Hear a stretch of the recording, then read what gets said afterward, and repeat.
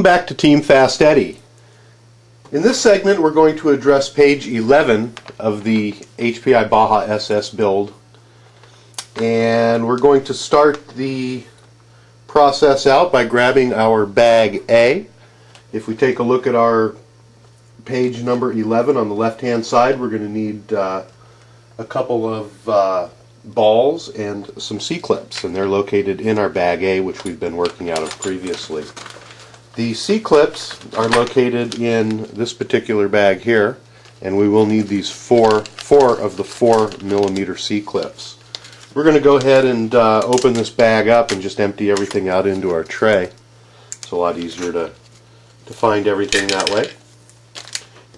And since we know we're going to be using 4 of these 4mm C-clips, we're going to go ahead and put them on our bench. The additional parts that we're going to be needing out of bag A for this are the brace. We're going to go ahead and set that out. We're also going to be using some other parts out of this particular last bag left in there. We're going to go ahead and take out the hinge pins, and we're going to need 2 of the 86634 hinge pins. And the best way to figure out which ones that you're going to need, because if you line them up we have 2 shorter and 2 longer units, is to match them up on your manual. If you take out your manual, there's a photograph of it here. Might be a little hard to see with the light, but we're going to go ahead and line those up, and we'll see that we need to use the 2 longer hinge pins in this particular page. So we're going to go ahead and set those out on our table. We're going to put the other 2 back in the bag, also located in this bag.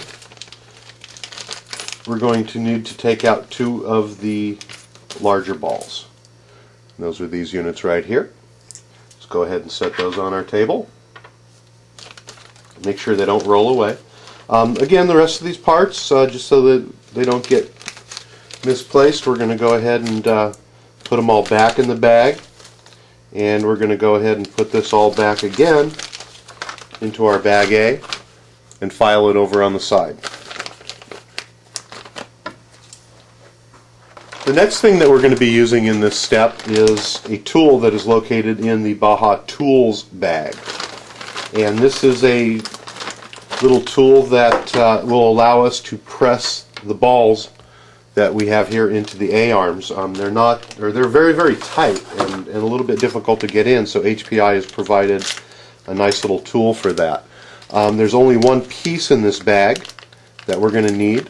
Make sure that the rest of them stay in the bag. That's a bearing press, which we'll go over later on. There are several parts to it.